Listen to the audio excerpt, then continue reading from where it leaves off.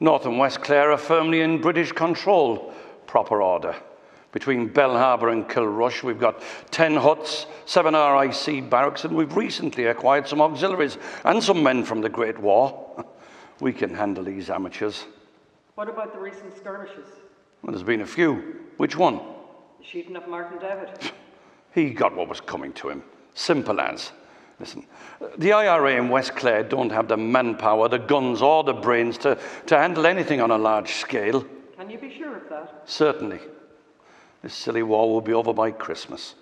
Now, if you'll excuse me, I have to read this report. Should be good for a laugh. They watch our every move. They wouldn't think twice about shooting us down as we walk down the street. They've armoured cars, army lorries, rifles, pistols, grenades, machine guns. With the RIC, the auxiliaries, and now the Black and Tans. Experienced soldiers, every man. All we have is a couple of guns, a couple of bullets, a single-hand grenade, a couple of bicycles. We are only farmers, fishermen, labourers with little military experience. They have governed us disastrously. Still, they want us to bow down to their rule. This is our land, our time, our day.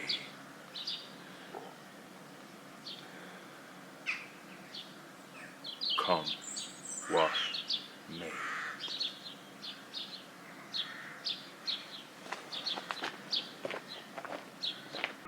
Intelligence was that Judge Ledrum travelled in his motor car from the Crown Court in Kilrush.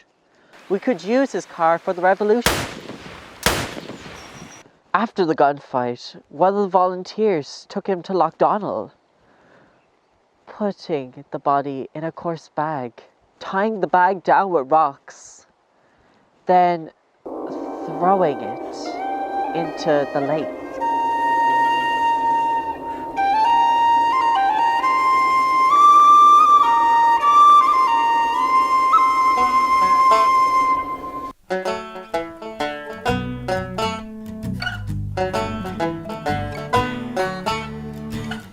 He had 2 boiled eggs for breakfast that morning, then a kiss on the cheek, and he drove off to Ennistymon. Alan was a good man. He was chosen to be a magistrate because he was fair, a man of justice. He wouldn't lead the firing squad to shoot the deserter Private Robert Hope in the Great War. When asked why not, "I know that man," was his reply. The IRA said he drew a gun, so they had to shoot him. For what? The car? The freedom of Ireland? No country is worth the price of the piece of ground where my Alan is buried. They threw him into the lake in a bag used for sorting potatoes. The coroner said he might still have been alive when the bag went into the water. He was the resident magistrate of Kilkee. He was brave. He was my love. And he had 2 boiled eggs for breakfast. The spot picked for the ambush is the Drummond Hills in the hamlet of Rineen, leading into the village of Miltown Malbay. There is a low cliff edge in Rineen that forces motor vehicles to slow down as they approach.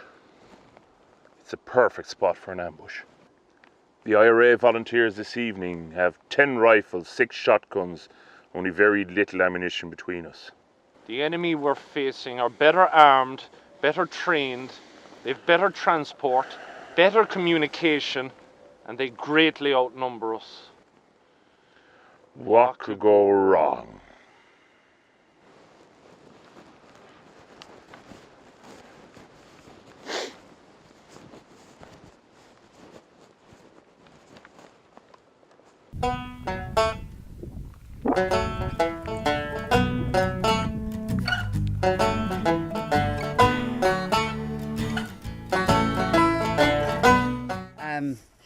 Himself does a bit of maintenance in the barracks from time to time, and when it's needed I do a bit of cleaning and dusting around the place. I'm sure we need the money. Times are tough. We got a letter the other day from the local IRA telling us to stop doing this, stop providing work for the Crown forces and working in the barracks. But sure, them fine speeches from Michael Collins or Pádraig Pearse are not going to thatch the roof, nor Countess Markovic's flowery notions. They're not going to put food on the table. That was that. Anyway, people are always talking about dying for Ireland. Why don't we start living for Ireland? The other day we were just sitting down to have our supper and a couple of bullets hit the front door. I'm not going to lie, it scared the life out of the two of us. I'm sick of this war. Can't wait for it to be over. Just want to start living again. Ennistymon Barracks? Yeah, sorry, could you speak up a bit? The line is not so good. Not yet, Mrs. Lendrum. As I've explained to you the last 3 times that you've called, as soon as he arrives, I will contact you. All right, cheerio. Listen, something's afoot. Those blasted rebels are a ruthless lot. Organise a scouting party. Are the scouts in place? On both sides. There's a vehicle coming. A military vehicle?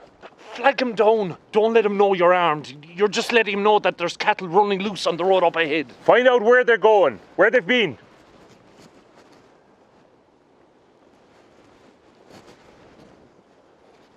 They're newlyweds on their way to Ennistymon for their honeymoon. Honeymoon? Oh, romance will be the death of us. War is temporary. Love is forever. Really? I hope so.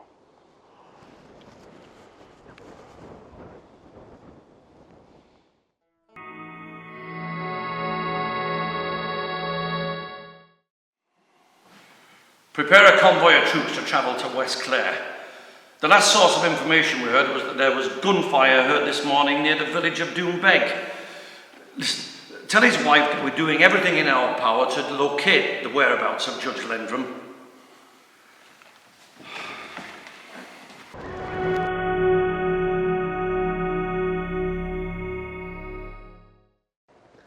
We could hear the sound of the trucks coming closer and closer. A whistle, then a shout from the scouts.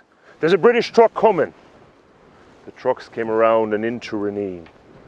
A single gunshot, then rapid fire by the volunteers, then silence.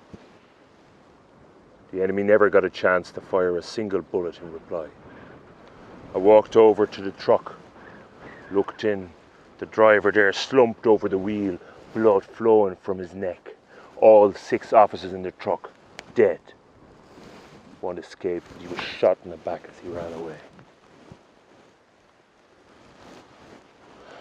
We captured 6 rifles, 6 Welby and Scoot revolvers, a few hand grenades and 3,000 rounds of ammunition. Not a bad catch. Then, the scout comes back in. There's another convoy coming. They even have a heavy machine gun. Now, turns out this convoy had a mission. They'd been sent to find the missing resident magistrate, Captain Lendrum. Within 5 minutes, we were outnumbered by Army and RIC personnel.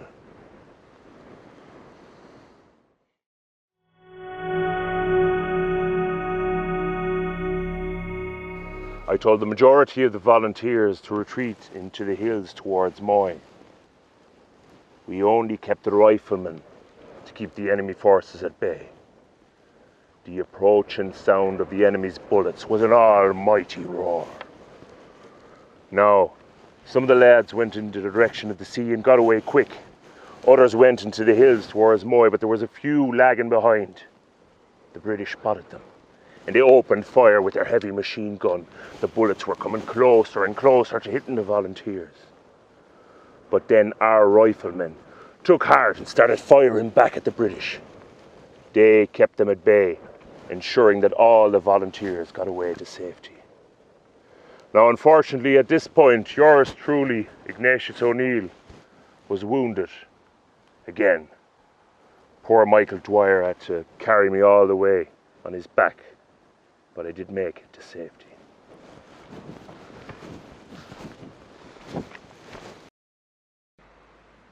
I fought in Flanders. Jerry's fought across from us. Not behind us or hidden from us, but right in front of us. Yeah, they fired at us and we fired at them. Proper soldiers. Paddy here hangs about, lays behind a wall or up a hill, and then he shoots us from behind. Shower of cowardly bastards, a lot of them. And another thing, Judd Landrum goes missing and they shoot our men in cold blood this afternoon. Yeah, hanging is far, far too good for them, shower of cowards. Should the order, hands up, not be immediately obeyed, shoot and shoot with effect. If the persons approaching a patrol carry their hands in their pockets, are in any way suspicious looking, shoot them down. You may make mistakes occasionally, and innocent persons may be shot, but that cannot be helped. And you are bound to get the right parties sometime.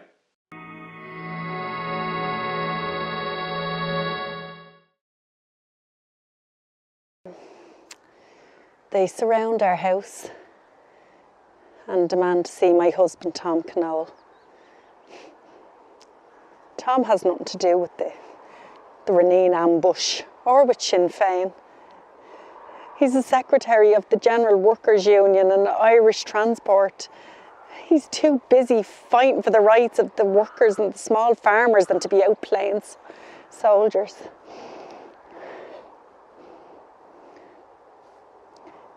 They break down the door and arrest him, tying his feet and hands right in front of the children. He's shot in the head by the RIC officers in front of us, his family, while burning our house down.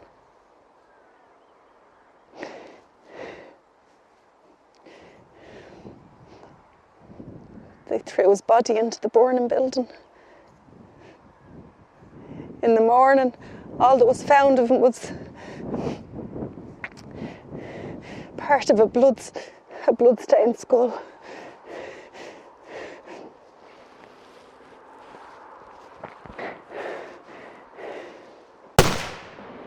The Black and Tans broke into Flanagan's shop, stealing a good amount of drink.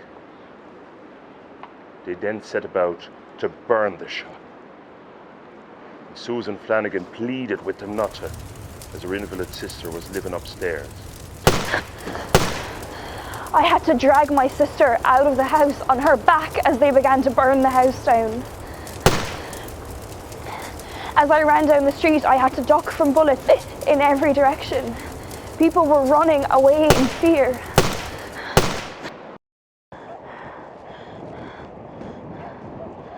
People were being led to nearby sand dunes so they could hide from the marauding British soldiers.